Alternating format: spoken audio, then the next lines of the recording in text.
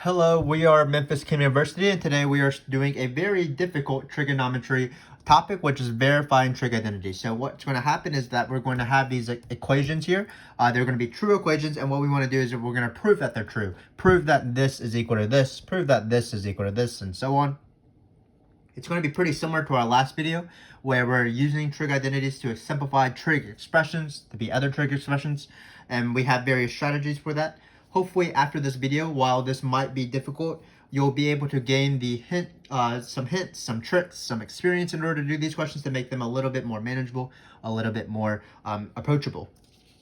So we do have various strategies for trig identities. Let's just sort of zoom out a little bit so we can see all the strategies.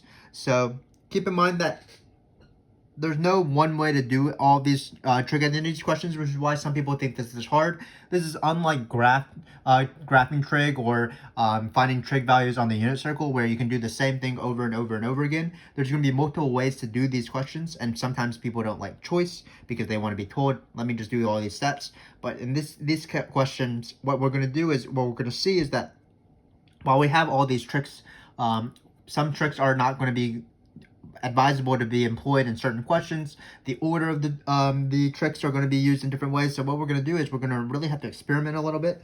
We might fail a little bit, or at least hit a few obstacles, and hopefully I'll be able to highlight those as we go. But these are the main tricks. The main tricks is, first off, the cardinal rule is that you cannot manipulate both sides of the equation.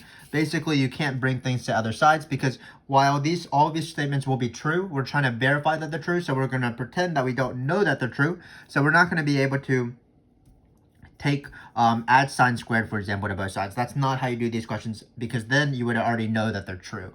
So what we do is we're going to take one side and convert it to the other side using trig simplification. So as I just said, one rule of thumb is when you're choosing to go from one side to the other side, or from the other side to one side, what you're going to do is you're probably going to start off with a more complicated side, because it's easier to change something more complicated to be simpler than add on something simpler to be more complicated, as we'll see. Then we actually get to the tips and the steps of how we're going to actually do this. One thing is we're going to do is we're going to change everything to sines and cosines. How we're going to do that is we're going to use the reciprocal identities that we talked about in our previous video, and that we sort of know by now. Sine is equal to 1 over cosine. Cosecant, for example. Tangent is equal to 1 over cotan, things like that. We're also going to use the famous quotient identities. Anytime we have tan and cotan, we might change it to sine and cosine, cosine and sine. We'll see. Then another identity that we'll use quite often, it will be our Pythagorean identities. And that's, of course, these guys right here. How do we know when to use Pythagorean identities? Well, when we see squares, that's going to be a good indication that we will probably use Pythagorean identities, especially when the squares are in relation to the number 1, because 1 is involved in these Pythagorean identities. So, for example, when we have 1 plus tangent squared, we will have the choice of using tan to write it as sine over cosine, or we can just use the identity. So we'll be making those sort of decisions, and that's why, again, these questions are hard. But we're going to try to listen to the identities and sort of know the identities by heart. So if we have squares, we're probably going to use this identity. If we have nothing to do, we're probably going to change things to sines or cosines. If we have a relationship between tan and cotan, we'll probably use this identity. So again, there's going to be some more choice here, but hopefully we'll be better at choosing that choice. There is a strategy that we'll talk about towards the middle or towards the end of the video, which is meet in the middle. So while you are not allowed to manipulate both sides of the equation, you can change this equation to be a middle point, and then change the other side of the equation to be the middle point, and that's meet in the middle, and that's perfectly valid.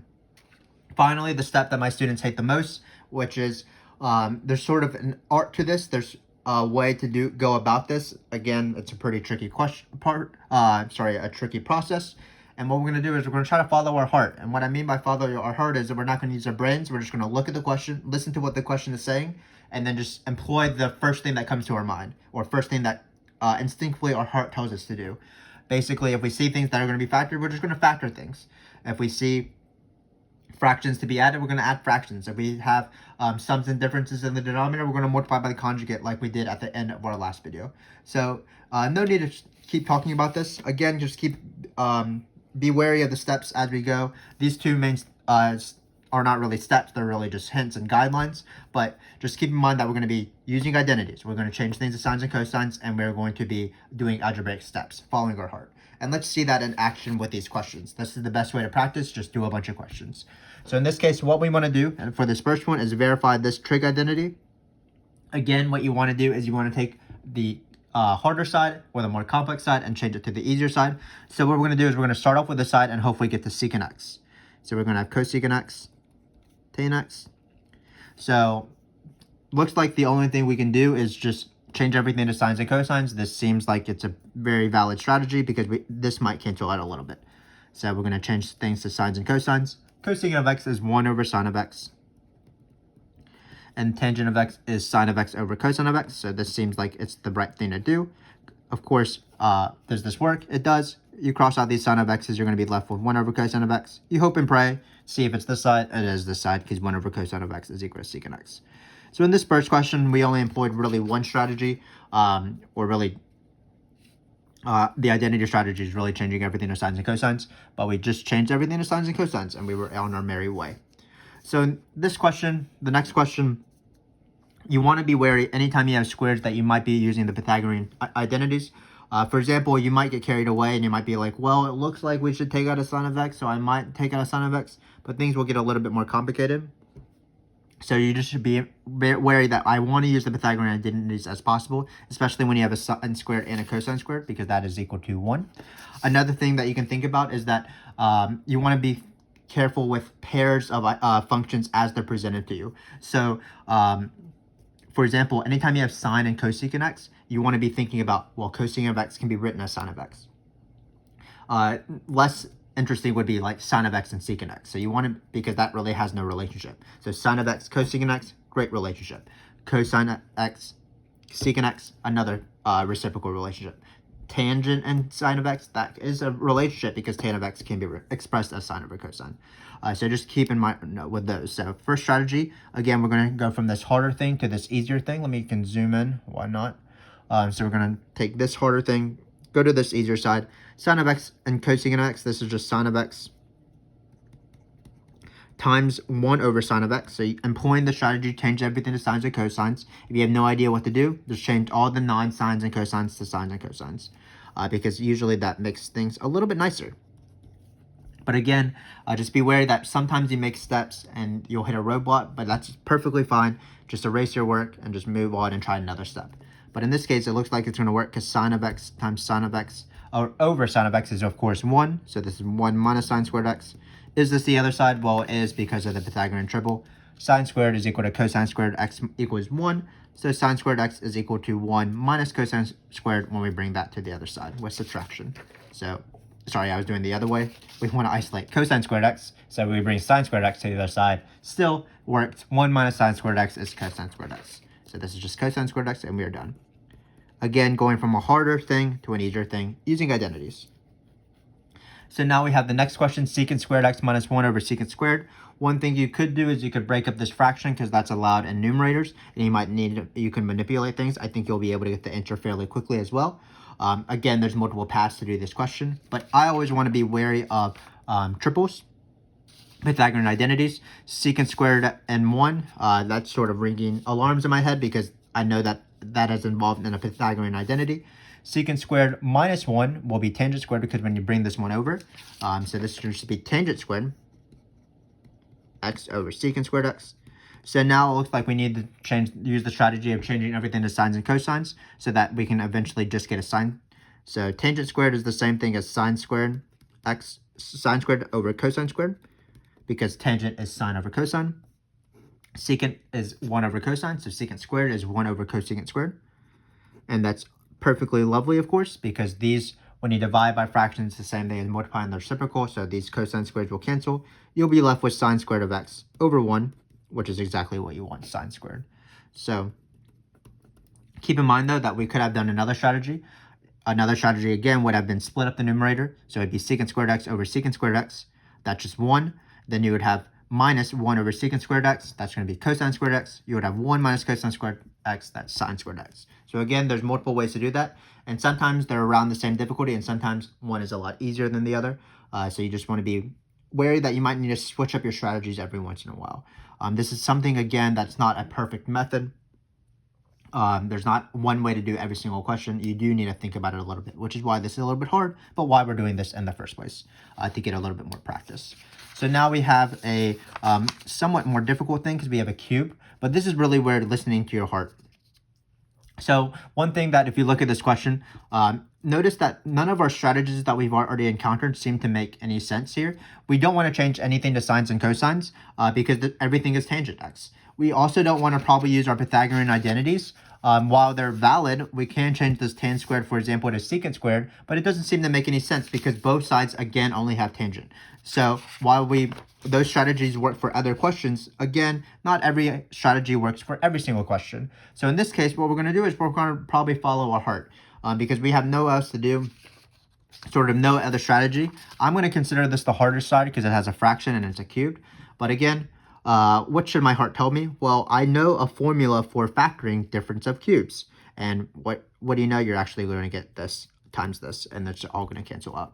So as a reminder, how do you factor this as difference of cubes? Well, it's going to be tangent of x minus 1, and then it's just literally this. It's just a two-step question, really, where the main knowledge is difference of cubes. This is following my hearts. I see a difference of cubes. I just factor it.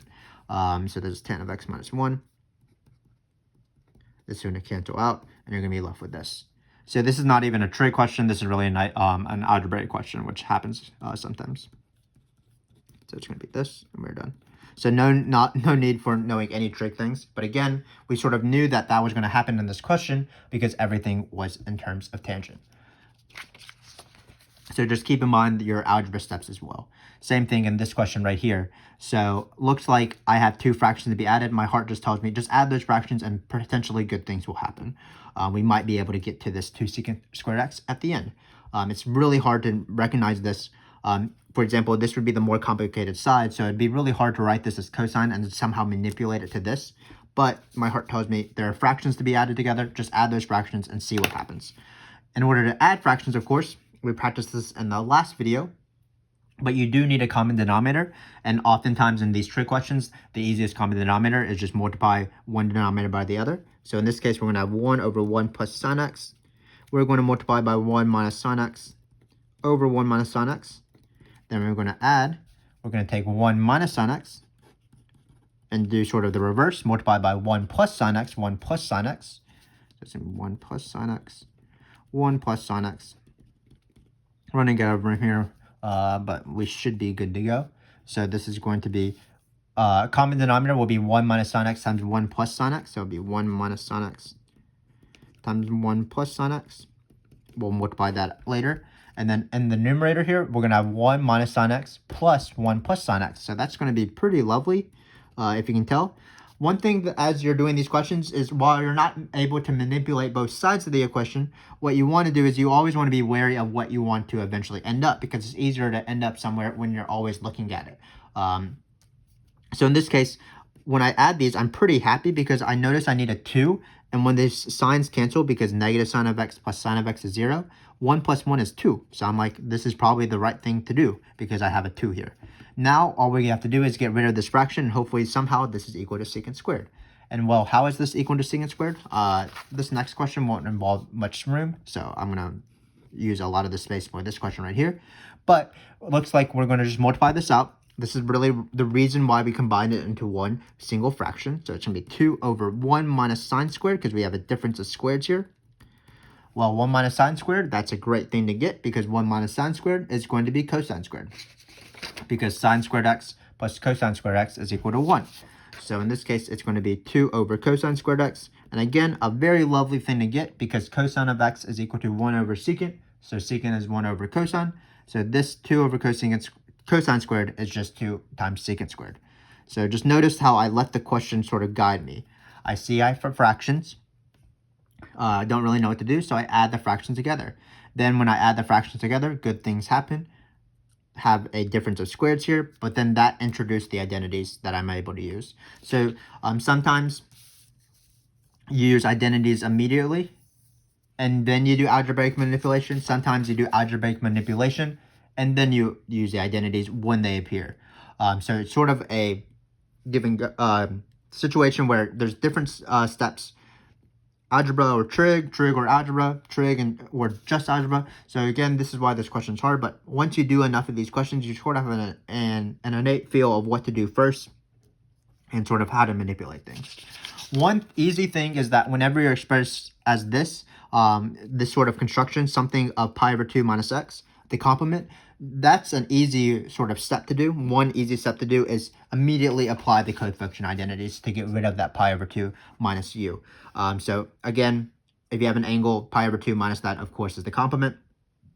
And how the cofunction identities work is that if you have a trig function, if it has the word co, you subtract it. So for example, cosecant of a complement is equal to, remove the word co, it's just the secant of that angle.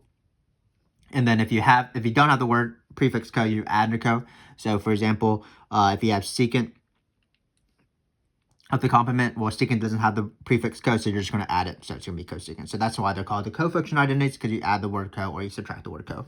And anytime I see this, the first easy step, this is a thing that you can do every single time when you have these. Just express it as the other one so that you get rid of it. So for example, with cosine squared, what we're going to do is we're going to immediately express that as sine squared. Because cosine of pi over 2 minus x is the same thing as sine of x, just so much easier to use. Keep in mind, though, that we do have a squared, and that's going to be very important. We do want that squared, because notice sine squared plus cosine squared, something we've seen before quite often, that is 1, so we are done. So notice that these questions are pretty easy. Just immediately apply this anytime you have these sort of construction. Employ those confunction identities. So that's it for the first page.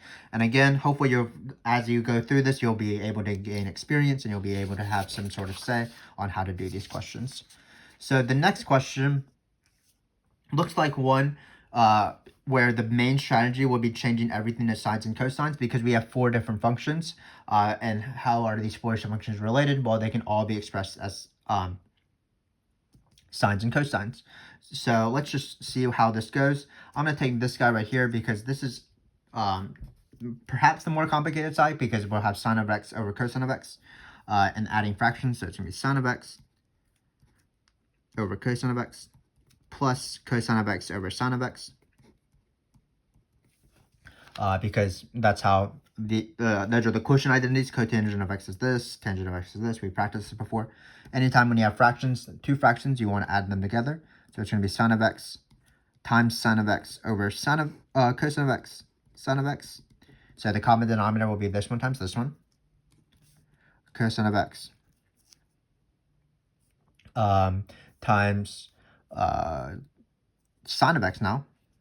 Sorry, I lost my train of thought there.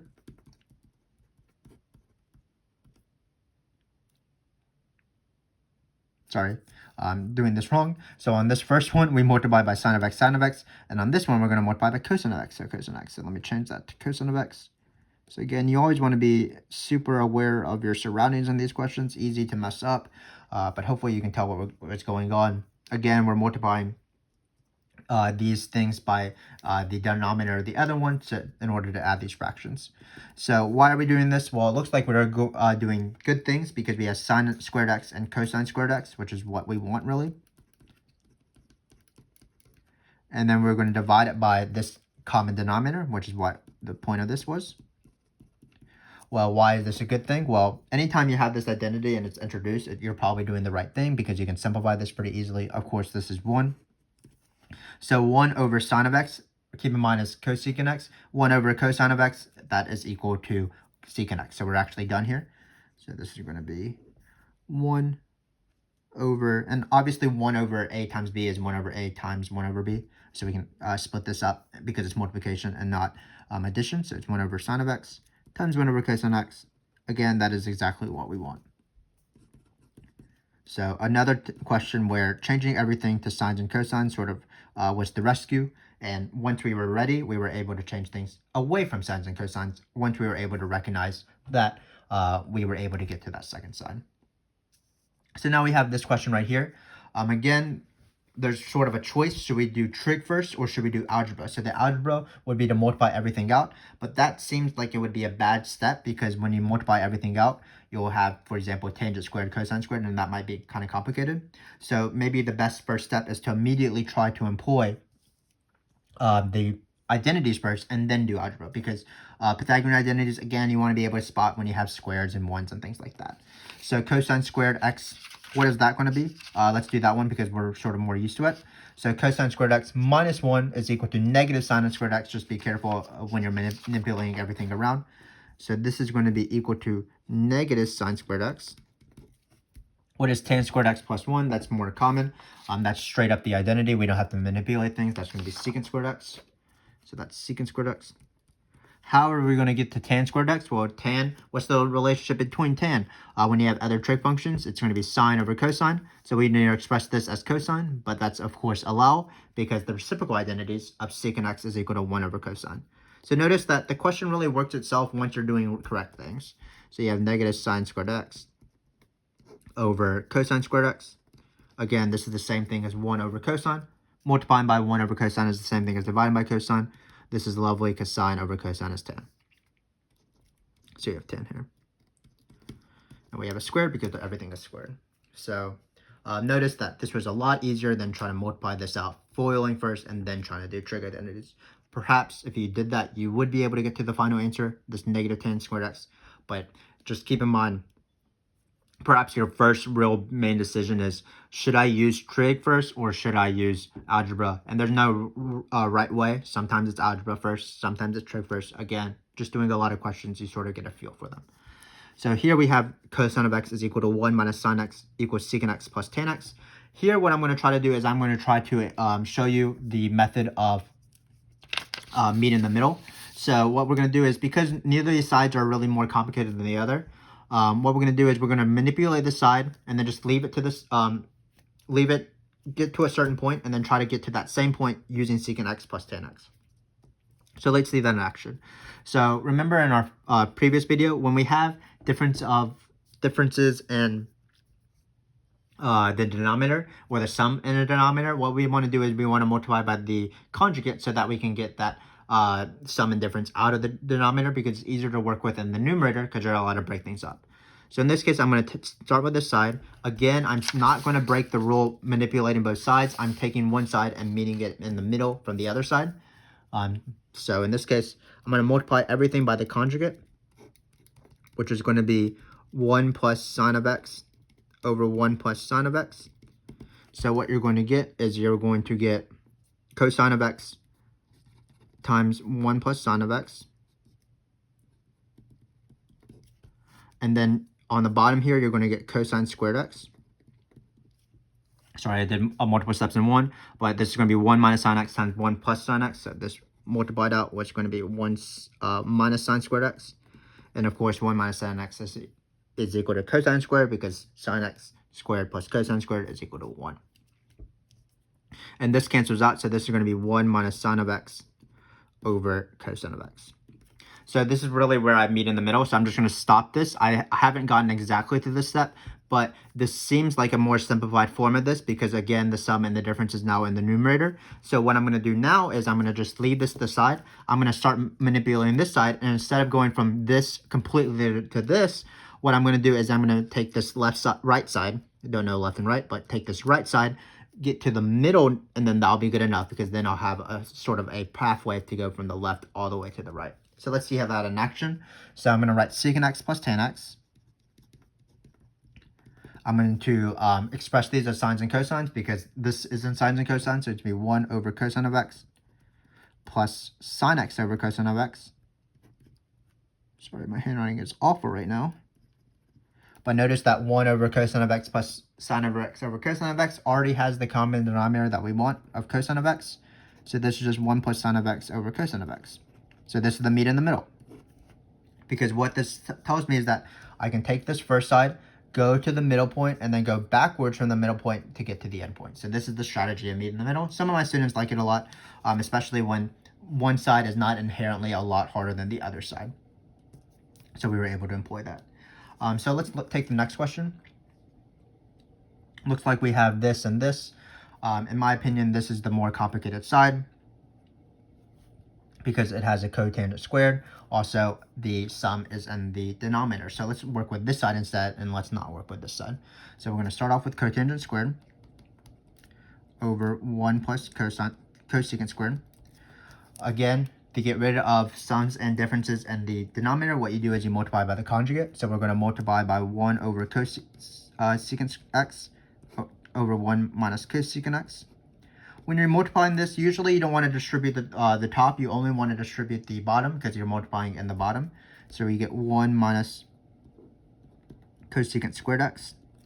Then in the numerator, again, I'm not going to multiply this because really what I'm hoping is that things will cancel. So we have that. 1 minus cosecant squared x looks like it is a trig identity. So this is a little bit of hard algebraic manipulation, but we have this trig identity. So it's 1 minus cosecant squared x. Notice it's negative cotangent squared x. By the way, we manipulate things, so we'll write this pretty slowly. So it's negative cotangent squared x. Be careful. So that's good, of course, because these cancel out. So this is going to be negative 1 times 1 minus cosecant x. This is going to be, well, when you have negative of something, it's going to be negative 1 plus cosecant of x, or the same thing as cosecant x minus 1. So we still haven't arrived to what we want, 1 minus sine of x over sine of x. So let's just do our strategy of meet in the middle, where we took this all the way to here, cosecant of x minus 1, sorry. And what we're going to do is we're going to try to take this left side, which will be a little bit easier to change it to cosecant x minus 1. So again, why are sums and differences in numerators a lot better? Because we can break them up. So I'm going to employ the same strategy that we did in the previous question, meeting in the middle. So it looks like I simplified enough where I don't really know what to do. So I'm going to just take the side and hopefully I can get to cosecant x minus 1. But notice it will be pretty easy. Because again, you can split up numerators. You cannot split up denominators. So let's put a little dividing line. So this is 1 over sine of x minus sine of x divided by sine of x, because we can split those numerators. 1 over sine of x is cosecant of x, and sine of x over sine of x is 1. Sort of a mouthful. But the power of meeting in the middle. Taking your hard side, maybe not going fully to the other side, but stopping in the middle where you feel like you simplified enough and that you are able to take the easier side to that step as well. And that is the proof of the verification of the identity. Taking one side, going all the way to the other side, but perhaps meeting in the middle. Oftentimes you do this meeting in the middle strategy when you have this 1 plus something, 1 minus something, as we have done in the previous questions. So perhaps meeting in the middle would be a nice strategy for this one as well. We'll see. I'm going to take this side first because I think this is the more complicated side because it has the sum and the difference and the denominator here. So now we're doing the pretty hard questions, as you can imagine from these past few. Not as easy as these first few questions, which are just 1 or 2 steps. So in this case, I'm going to take this harder side, cotangent x over cosecant x minus 1. I'm going to multiply by cosecant x plus 1 over cosecant x plus 1. That's going to give me cotan x times cosecant x plus 1 over, this one looks a little bit easier because when we multiply cosecant x minus 1 times cosecant of x plus 1, you're going to get cosecant x squared minus 1. So it's going to be cosecant squared x minus 1, the difference of squares. That's why we multiply by the conjugate. So let's see how this manipulates out. Notice that we introduced a trig identity, the Pythagorean identity, so it looks like we're doing the correct question.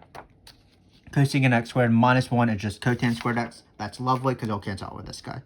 So cotan x times cosecant x plus 1, you're going to be left with cotangent squared x. This will cancel out with this, and you're left with what you want. So it's just going to be, let me move my paper here, cosecant x plus 1 over cotangent x. So it looks like we have one last one to go. So this one, there's multiple ways to do it. Looks like we can probably do some algebraic thing where we factor by grouping. In my last video, I didn't really factor by grouping very well. So what I'm going to do is I'm going to try to First, use identities, because what's minus cosine squared minus sine squared? That's the same thing as minus, in parentheses, sine squared x plus cosine x squared x plus 1. So that's the most used common trig identity. It's this guy right here, but the negative form. So again, it's just minus cosine squared minus sine squared is equal to -1. So all of this right here is just -1. So in order for this to be equal to 1, what I'm just hoping is that this is just 2. So it'll be 2 minus 1. So what should we do? What does our heart tell us to do? This one, our heart will lead us a little bit. So looks like there's secant squared involved in both of these things. So one thing I can do is I can take out a secant squared. So it'll be 2 secant squared. And also I can take out a 2 as well. So we're going to be left with 1 minus sine squared. Again, what is 1 minus sine squared? That's going to be cosine squared. We've done this quite a few times. And then why is secant squared times cosine squared lovely? Well, secant and cosine are related by reciprocals. So this is going to be 2 times 1 over cosine squared times cosine squared. Looks like we are going to have minus 1. These cancel. 2 minus 1 is indeed 1. So you can tell that trig identities, in my opinion, are very hard. Some of my students have a lot of trouble with them. And again, it's because you can't apply one single method. You can't apply a certain series of steps. You only have tips and tricks that sort of potentially apply to the question, potentially don't, in different orders as well. But as you do these, you get a better sense of them because you better understand how the trig identities work and how they relate to each other. Really, the trig identities are really just showing you relationships between the trig functions. So when you're presented with a question, you want to know how do these trig functions relate? Like, for example, if I have all of these, it seems like I'm going to be using the change everything to sines and cosine strategies because that's how these three functions relate. When I have something like this, secant squared x minus 1, I have a squared and a minus 1. How do they relate? Well, it's probably going to relate using the Pythagorean identities. Here, there's no relationship, so it seemed like the main strategy was to follow our heart, and that was what it was. So what I would do is, again, keep practicing these trig identities, and while there's no quick success where in other questions where you just learn a method, as you practice these, you will get better. Remember our main strategies. Our main strategies were changing everything to sines and cosines if it seems like it's the right thing to do. Using Pythagorean identity, especially once we saw squareds or plus 1s and minus 1s, because that's often used as Pythagorean identities. We did employ the strategy of mean in the middle when we multiply by conjugates, because that is certainly a valid strategy, especially for these conjugate questions with these fractions.